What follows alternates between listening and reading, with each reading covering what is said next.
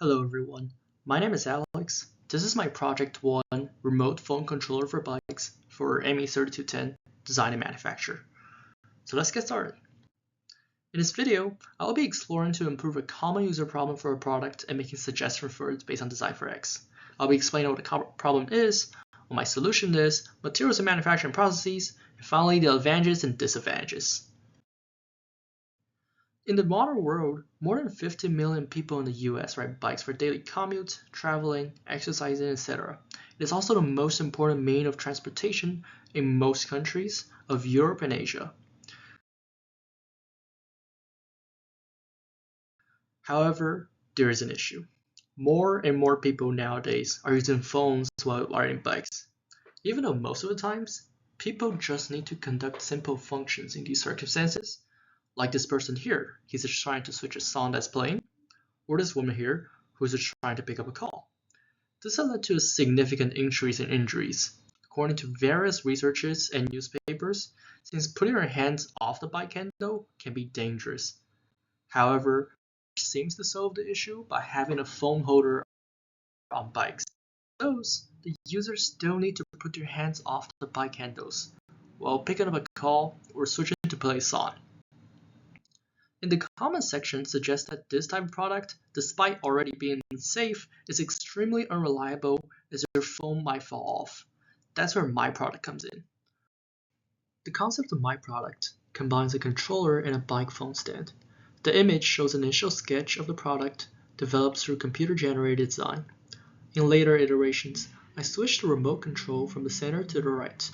The goal of the product is to make an easily accessible controller so that a biker is able to use it to achieve simple functions on the phone, therefore eliminating the need to use the phone itself and reduce safety concerns. In order to prepare the product for future production, a computer-aided design of the product is developed. As shown in assembly, the final product consists of 12 parts. Attached onto the bike handle, the interface will sit right next to the user's right hand. This is designed for safety, as the customer may press the buttons with their thumbs without losing grip to the bike handle. The layout of the buttons is also designed with the standard controller designs in order to reduce the customer's learning curve. There are two adjustable joints on the design, one that moves in the XY plane, another that moves in the YZ plane. This is so that the customer may be able to adjust the location of the controller interface to meet the size of their hands. The curved shape of the interface is also designed for ergonomics, so that the interface is always facing the customer's hands. To provide a more detailed explanation, an exploded view of the assembly is created. Designs for assembly is considered for this project to make it as easy and intuitive as possible, since potential customer will need to assemble the product itself upon purchasing it. First, there is the upper clamp and the lower clamp piece, which will join together and finally gets fastened onto the bike by four M3 bolts. Next, the joint is attached to the clamps by a large M20 thread. The interface will then be attached onto the joint, eventually be fastened by a longer M4 bolt to tighten it. Inside the interface, there will be a pre-installed microcontroller with a Bluetooth function. The buttons, as well as the microcontroller inside, will be already attached to the interface when delivered to the customer. To better illustrate the concept, a bill of material of the updated product has been generated. There will be three types of material primarily used in assembly, including ZA8, a type of zinc alloy, ABS, a commonly used plastic, and silicone rubber, an industrial grade choice for controller buttons. All fasteners are from standard McMaster parts. The zinc alloy will be manufactured through die casting. This material choice originates from its first excellent strength to weight ratio, making it a highly durable yet relatively lightweight material perfect for attachment pieces to a bike. Its excellent fatigue performance also matches the need of its situation, as the heads of a bike usually experience the most severe fatigue cycles. These properties ensure a long product lifespan. Another production side advantage of the zinc alloy is that it is one of the cheapest materials for the die casting process, making it in general a suitable and also affordable process for the clamps and joints of the product. The die casting process is specifically chosen for the capacity of high volume production. Since the niche market currently has no competing products, it is expected that this product will be mass-produced, and die casting is the best manufacturing method considering affordability, tolerance, and ability to produce complex shapes.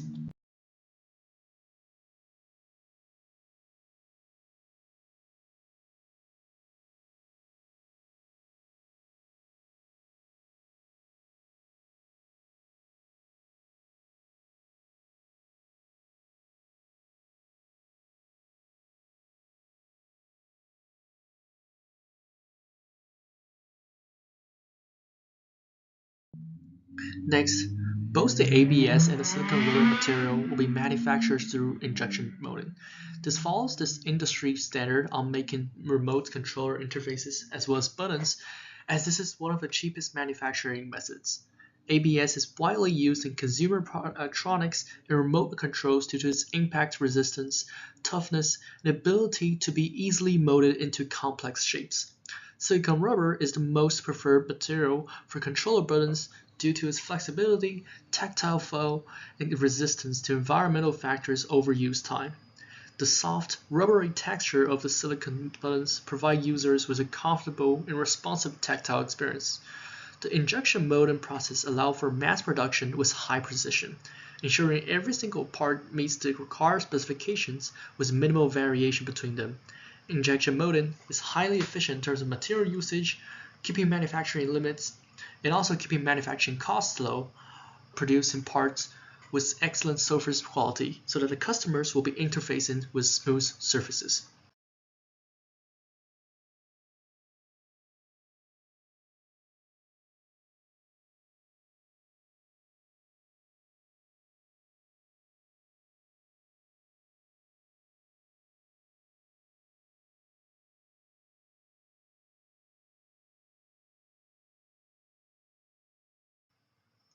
To put the product into a realistic situation, a render view is created to show the real-life usage of the product.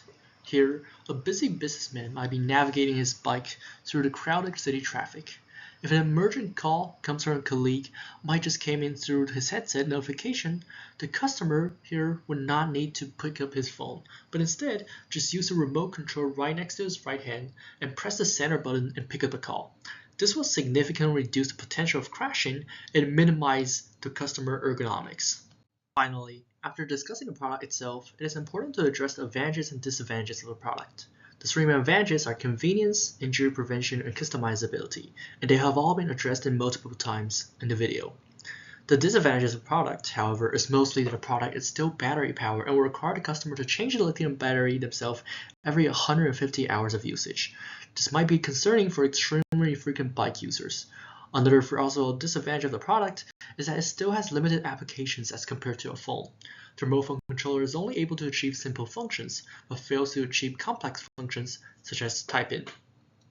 At the end of the video is a disclaimer: all content presented previously are for educational purposes, it might be misleading, and all the resources used in the video are cited in the ASME standard, as shown in these two slides.